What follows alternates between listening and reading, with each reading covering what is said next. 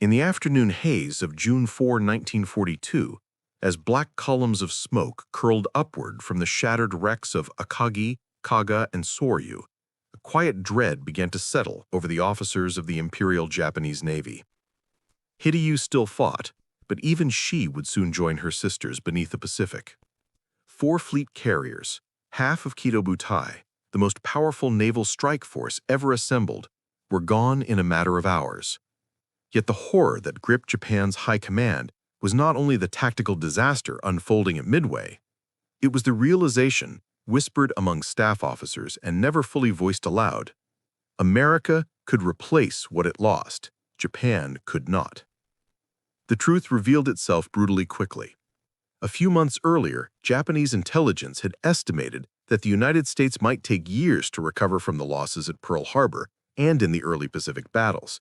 But even before Midway began, yards at Newport News, Brooklyn, and Philadelphia were already laying down the keels of Essex-class carriers, hulls CV-9 through CV-18.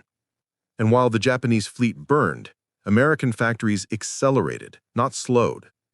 To Admirals Nagumo and Yamamoto, this industrial surge was invisible during battle, but to Admiral Ugaki, reading intercepted American production data weeks later, it was terrifying.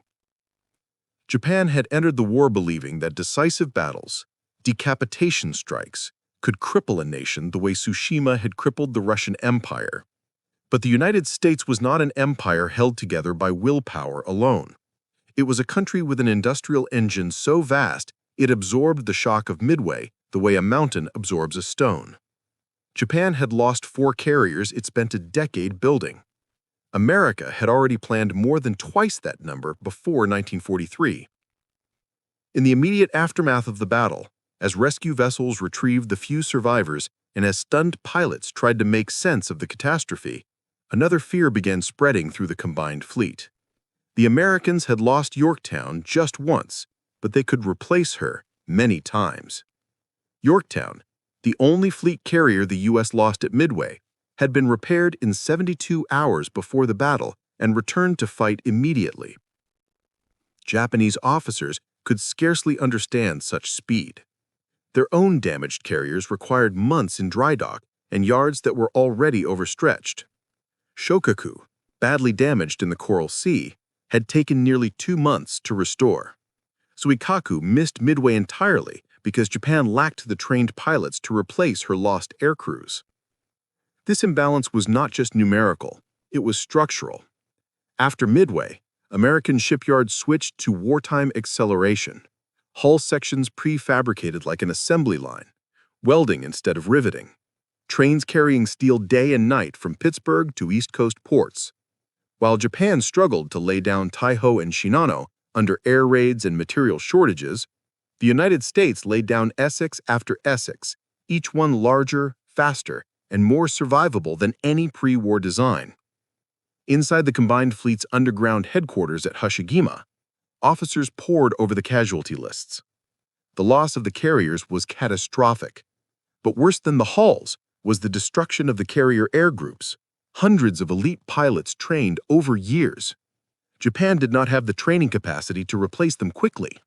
By contrast, the United States had already built massive flight schools in Florida, Texas, and California, capable of graduating thousands of pilots every month. The realization struck Japanese planners with increasing weight. Midway was the last battle Japan would fight with a veteran air group. The next generation would be outnumbered and outtrained. Even before the wreckage of Kido Butai settled on the ocean floor, American workers were riveting together the hangar decks of future carriers that would dominate the Pacific. Essex, Intrepid, Bunker Hill, Ticonderoga, and dozens more. Each ship represented an industrial promise Japan could not match. If America lost a carrier, it would simply build another, and another, and another. Japanese war planners studied the numbers obsessively in the weeks after Midway. Between 1942 and 1945, the United States would produce 24 fleet carriers. Japan, struggling with shortages of steel, fuel, and trained shipbuilders, would complete only a handful of new carriers after Midway, and most of those were desperate wartime conversions, not true fleet carriers. The imbalance became more than strategic, it became psychological. Japanese commanders began whispering the phrase Mugen no Kukan, the endless void, when referring to American production. They felt as though they were fighting an enemy that did not bleed, or if it did, the wound closed instantly. When Ugaki wrote in his diary that July, he captured the moment of dread in a single sentence.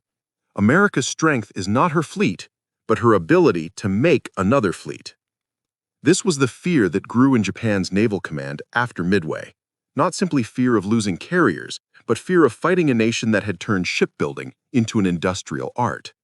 Japan's craftsmanship was exquisite, but craftsmanship could not defeat factories working in 3 shifts, welding steel plates together like mass-produced automobiles. As the months passed and the first Essex-class carriers entered service, Essex herself in December 1942, followed by Lexington, Bunker Hill, Yorktown, and dozens more, Japan realized a truth that chilled every admiral who studied the Pacific map. Midway had not crippled America, it had awakened it. The Americans were not merely replacing Yorktown, they were building the largest carrier fleet the world had ever seen. And for Japanese commanders, watching their own resources shrink with each passing month, that was the beginning of a fear that would define the rest of the Pacific War. What Japan failed to understand in 1941, but learned with suffocating clarity by 1943, was that the United States had not merely committed to building ships, it had committed its entire industrial civilization to the destruction of the Axis. When the first Essex-class carriers slid into the water in late 1942, Japanese observers initially believed they were witnessing isolated launches. They did not yet realize they were looking at the leading edge of a tidal wave. The Essex was not a ship. It was a product, one born from a manufacturing process so refined, so synchronized, so limitless in scale, that by 1944, American carriers were appearing in the Pacific faster than the Japanese Navy could track them. And the Japanese commanders who studied intelligence reports described the experience with one word: Kikai, the machine. The machine began in the shipyards, where American engineers applied mass production principles honed by Detroit and Pittsburgh. Instead of building a ship from the keel upward in a slow, linear process, the U.S. Navy adopted modular construction. Whole sections of hull, flight deck, engine compartments, and hangar spaces were fabricated in separate workshops and then welded together like pieces of a colossal steel puzzle. It was the opposite of Japan's artisanal approach, where shipyards relied on skilled manual riveting and limited industrial automation. When a Japanese carrier required more than a year to complete, even under ideal conditions, the American yards could assemble an Essex in months. By 1943, the scale had become astonishing. Newport News, Brooklyn Navy Yard, and the massive Bethlehem steel facilities buzzed day and night with shifts of welders, crane operators, electricians, and riveters, men and women who worked with the speed and precision of an army. Millions of tons of steel flowed in from the Great Lakes region. Factories that once built cars now build components for flight decks and bow sections. The War Production Board ensured that no yard ever lacked fuel, workers, or raw materials. This uninterrupted flow of resources meant delays simply didn't exist. At sea, the results were impossible to ignore. Even as Japanese ships burned in the Solomons and as their carriers dwindled to a handful, America seemed to conjure new ones from nothing. Essex herself joined the fleet in December 1942. Bunker Hill, Yorktown CV-10, Lexington CV-16, Intrepid, Rangdong, and others followed in rapid succession, each one a near copy of the last, allowing for standardized training, maintenance, and logistics. The Japanese Navy, operating a mix of aging pre-war carriers, emergency conversions, and lightly armored decks, found itself fighting a force that seemed to grow with every battle. What unsettled Japanese intelligence most was the tempo of American launches. In 1943, the U.S. commissioned 8 Essex-class carriers. In 1944, 11 more. Before the war ended, 24 fleet carriers of the Essex and Midway classes would be completed, a number so vast that the Imperial Navy could not conceptualize it. Japan had spent nearly 2 decades creating Kido Butai. America replaced Kido Butai twice over in just 3 years. And then there was training. A carrier was useless without its air group, but America solved that bottleneck too. Naval Air Training Commands in Corpus Christi, Pensacola, and Glenview produced pilots in numbers that dwarfed Japanese capacity. Flight instructors rotated out of combat units, bringing frontline experience to new aviators. By contrast, Japan's elite pilots died faster than they could be replaced. The loss of air crews at Midway and again in the Solomons left Japan with hollow decks, carriers without pilots. The Americans had the opposite problem, pilots waiting for ships. As Japan studied American output, government analysts delivered increasingly bleak assessments to Tokyo. One report from late 1943 concluded, "The enemy will soon possess more carriers than we possess destroyers."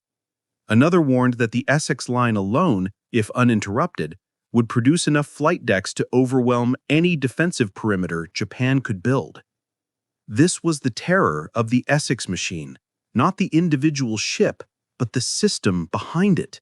A single Essex was formidable, fast, heavily armored, carrying nearly 100 aircraft with long range and high survivability, but an Essex was never alone. They sailed in task groups of 4, 6, or even 8, and every few months another one sailed out of a shipyard with a fresh air group. There was no pause, no window to recover, no attrition Japan could inflict that America could not erase through production. By the time the Americans began the Central Pacific Drive, Gilbert's, Marshall's, Marianas, Philippines, Japanese commanders understood that they were facing not just ships, but a relentless, growing organism. When one carrier took torpedo damage, another arrived to replace it. When an air group suffered losses, replacement aircraft and pilots filled the decks within days. The Essex Machine did more than build carriers. It destroyed Japan's strategic planning. Every Japanese counter-strategy assumed a finite American fleet, a fleet that could be worn down over time. But what do you do when the enemy fleet grows faster than you can sink it? When every victory subtracts nothing from the total? When the enemy's industrial capacity is so vast that even catastrophic losses would barely delay operations? By 1944, American admirals like Spruance and Mitcher could launch simultaneous operations that Japan simply couldn't counter. Carrier Task Force 58 struck the Marianas, while other Essex groups covered New Guinea and the Marshalls. Japan watched helplessly, unable to match force with force or even move assets fast enough to meet threats. The Imperial Navy had been built for decisive battles.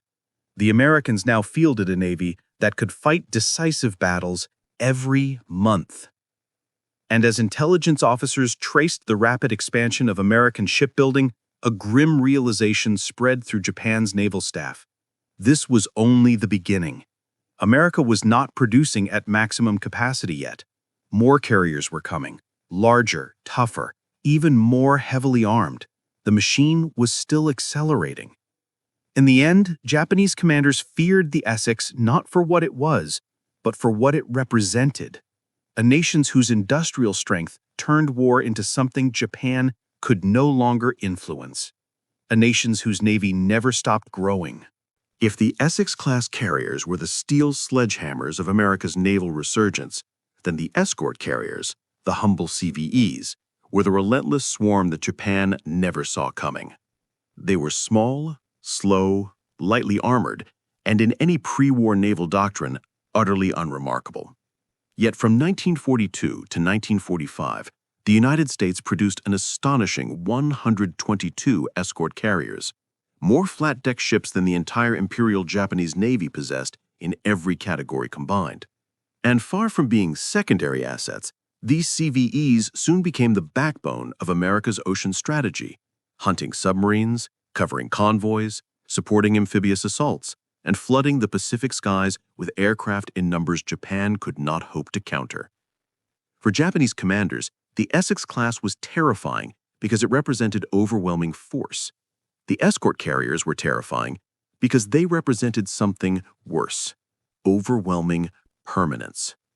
Even if Japan somehow managed to sink an Essex or inflict losses on a major task force, CVEs kept coming, inexhaustible, unstoppable, like the industrial heartbeat of a continent. Escort carriers were born from America's industrial improvisation. They used merchant hulls, welded decks, and standardized parts. Kaiser shipyards could build one in a few months. Some took only 90 days from keel to commissioning, a pace inconceivable in Japan's artisanal naval yards, where even a small carrier required meticulous handcrafting and months of scarce labor. The Japanese Navy built ships as masterpieces. The Americans built them as products. And the product kept multiplying. By mid-1943, these jeep carriers, as American sailors called them, were appearing everywhere. In the Atlantic, they devastated Admiral Donitz's U-boat fleet. In the Pacific, they escorted the endless convoys of fuel, ammunition, and men that sustained America's island-hopping campaign. To Japanese observers, the scale of this movement seemed almost supernatural. In 1942, a Japanese submarine patrolling the Central Pacific expected empty seas or isolated convoys. By 1944, every convoy had air cover, dozens of FM-2 Wildcats and TBM Avengers overhead, ready to pounce on any submarine foolish enough to surface. This shift obliterated one of Japan's most important strategic assumptions, that the United States could not protect the thousands of miles of ocean needed to project power westward. Japan had relied on submarines and long-range reconnaissance to disrupt American logistics. But now, every Japanese submarine that surfaced risked being spotted, chased, depth-charged, or bombed by aircraft launched from tiny carriers Japan had not imagined America could build in such numbers. Escort carriers also transformed amphibious warfare. At Tarawa, Kwajalein, Eniwetok, Saipan, Tinian, Peleliu, Leyte, Iwo Jima, and Okinawa, CVEs ringed the landing zones, providing constant close air support. Fighters strafed trenches, destroyed machine gun nests, and created smokescreens. Torpedo bombers struck supply dumps and artillery positions. Even when fleet carriers focused on air superiority or strategic strikes, CVEs ensured Marines and soldiers had immediate support from dawn to dusk. Japanese coastal defenders expected American aircraft to appear only in waves, brief strikes followed by long intervals. Instead, CVE pilots flew constantly, landing for fuel and ammunition before returning to the same targets minutes later. To Japanese troops exposed to this rhythm, it felt like the Americans had limitless planes. In truth, they had something close to it: the ability to pull any damaged aircraft below deck, repair it, and launch it again within hours. Japanese planes often sat idle for days awaiting parts. The Americans kept their small carriers functioning like floating garages, always producing, always launching. The significance of these escort carriers became undeniable during the Battle of Leyte Gulf, particularly at Samar on October 25, 1944. There, a task unit of 6 escort carriers, Taffy 3, found itself facing the full might of Japan's center force: battleships, cruisers, and destroyers. By all logic, the CVEs should have been annihilated.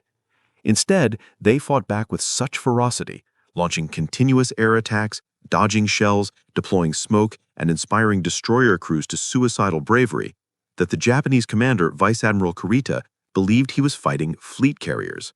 He withdrew. The Japanese Navy had been defeated in part by ships they had dismissed as insignificant. What unsettled Japanese analysts afterward was not just the tactical result, but the strategic implication. Even America's weakest carriers were strong enough to change the outcome of the largest naval battle of the war. Meanwhile, Japan attempted to expand its own carrier fleet. But after Midway, most new carriers were conversions, junior ships like Chitose, Chiyoda, and Zuiho, or desperate late-war experiments like Ibuki, which was never completed.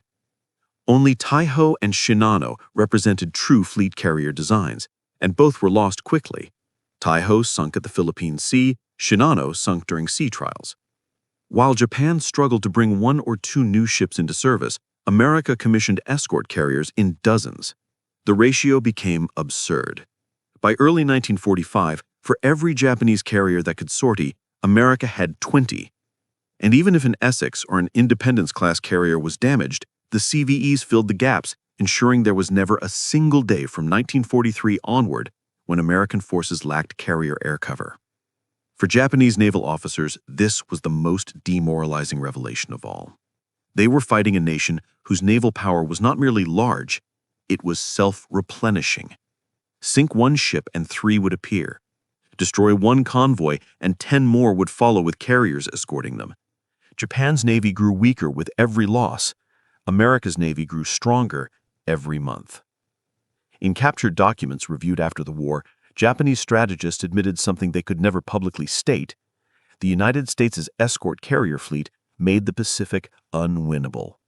If the Essex class represented American might, then the CVEs represented American inevitability. And inevitability was something no Japanese admiral could defeat. By early 1944, Japanese naval commanders were living in the shadow of a nightmare they could not escape. Every time the Imperial Navy lost a ship, the American Navy grew stronger. Every carrier sunk at Midway, every cruiser damaged in the Solomons, every pilot killed over Guadalcanal was supposed to weaken the United States. Instead, by the spring of 1944, the Pacific Fleet was assembling the largest concentration of carrier power in human history. It was not simply a fleet, it was an avalanche, and Japan stood directly in its path. The scale of American growth became undeniable during Operation Forager, the invasion of the Marianas. The Japanese combined fleet, once feared as the Spear of Kido Butai, sailed to confront the U.S. Fifth Fleet, believing that their newly built carriers Zuikaku, Shokaku, Taiho, Junyo, and Hiyo could challenge American expansion. What they found instead was an armada of staggering proportions.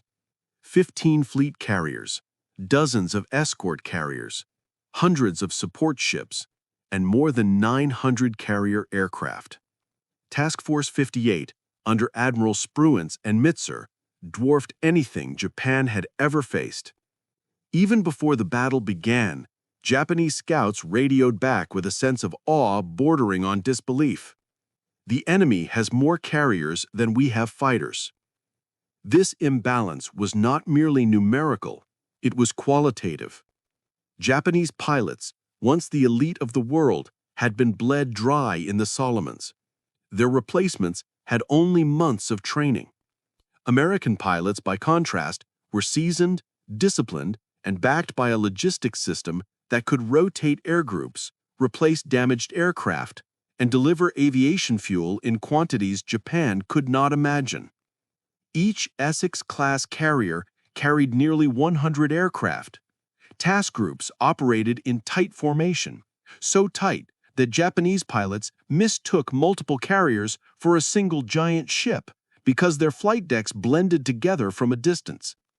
The result was the Battle of the Philippine Sea, known forever in American memory as the Great Marianas Turkey Shoot. When Japanese air groups launched their first strike on June 19, 1944, they expected to find isolated carriers or vulnerable transports. Instead, they flew into a layered fortress of radar interception, fighter direction officers, Hellcats launched in perfect timing, and anti-aircraft guns firing proximity-fused shells. More than 300 Japanese aircraft were shot down in a single day. Many never even sighted an American ship. For Japanese commanders, this was the moment the avalanche became undeniable. Their carriers survived the first day, but they no longer had air groups to operate them. And then came the final blow, the sinking of Taiho and Shokaku, both torpedoed by submarines, both lost to catastrophic internal explosions caused by fuel vapor, symptoms of Japan's inferior damage control doctrines and rushed wartime construction. With those losses, Japan's carrier force was effectively finished, but America's was not. Even as Shokaku slipped beneath the waves, Even as Taiho ruptured from within, the U.S. Navy continued commissioning new Essex-class carriers, Ticonderoga, Hancock, Bennington, Randolph, and Antietam. By the end of 1944, the American fleet would deploy more fleet carriers than Japan had aircraft. This was not hyperbole.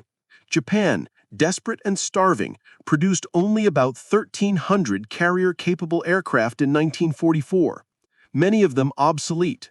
The United States built nearly 40,000 combat aircraft in the same year. Japan's admirals faced a truth too large to even debate. They could no longer replace losses. Every pilot killed was irreplaceable. Every carrier sunk was a decade of naval power erased. Every battle fought left them weaker. Meanwhile, the Americans returned from each engagement with new ships, new squadrons, and updated tactics. The U.S. Navy did not merely endure attrition, it thrived under it. By the time of the Leyte Gulf operations in October 1944, the imbalance had reached biblical proportions. Japan mustered 4 task forces, Northern, Central, Southern, and the decoy carrier group under Ozawa. But the decoy was a tragic symbol. Carriers without effective air groups, sent out as bait to draw off the American fleet. Japan was now using its remaining carriers not as weapons, but as sacrifices. The U.S. Navy, by contrast, deployed 17 fleet and light carriers and nearly 20 escort carriers during the battle. American carrier decks overflowed with Hellcats, Helldivers, and Avengers. Japanese decks were barren. And yet even this overwhelming American strength continued to grow. More Essex-class carriers were finishing sea trials. The gigantic Midway-class CVB 41, 42, and 43 were nearing completion, offering armored flight decks and air groups larger than any carrier ever built to that point. Japan had no answer, no equivalent, not even a hope of matching such ships. Shinano, meant to be Japan's supercarrier, sank on her maiden voyage after a handful of torpedo hits. The industrial contrast was so extreme that Japanese officers stopped trying to estimate American production. Every prediction they made was too low. Captured Japanese documents reveal a pattern of despair that deepened through 1944. One staff officer wrote, "The enemy does not fear losing carriers. We fear losing one." Another noted, "Their fleet is like a tree that grows a new branch each day. Ours is a tree struck by lightning, losing branches faster than we can carve new ones." By the end of 1944, the United States Navy possessed more carrier tonnage, more aircraft, and more trained pilots than Japan had possessed at any point in its history. The avalanche had reached its terminal velocity. Nothing Japan could build, improvise, or imagine would stop it now. For Japan's commanders, 1944 was not simply the year the tide turned. It was the year the tide became a flood. The year they realized the truth no warrior wants to acknowledge. The war was unwinnable not because of strategy, but because of arithmetic. No matter how bravely their pilots fought, no matter how cleverly their admirals maneuvered, they could not fight a navy that grew larger after every battle. They could not fight a nation whose shipyards ran day and night, forging carriers faster than Japan could destroy them. And so the fear that began at Midway reached its full shape in 1944. Fear of a navy that did not merely exist, but expanded. A navy that replaced its losses instantly. A navy that, for the first time in world history, had achieved true industrial immortality.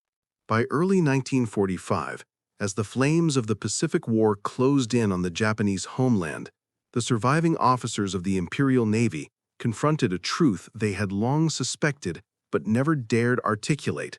The United States was no longer merely operating a powerful navy, it was operating a naval production ecosystem so vast, so disciplined, and so technologically advanced that no maritime nation in history had ever faced anything like it. The final proof came in the form of the Midway-class carriers, the new leviathans of the U.S. fleet, sliding into the water even as the war approached its end. These ships were not just improvements on the Essex class, they were the physical embodiment of an enemy whose industrial engine had outpaced Japan so completely that the outcome of the war seemed preordained in hindsight. The Midway-class carriers, huge, armored, and capable of carrying air groups larger than entire Japanese naval air flotillas, were designed during the darkest months of 1942, but matured by 1945 into a class of ship that no Axis nation could have matched even in theory. At more than 45,000 tons displacement, with armored flight decks, expanded hangars, and powerful hydraulic catapults, they represented the next generation of naval warfare. But what terrified Japanese planners most was not the Midway class itself.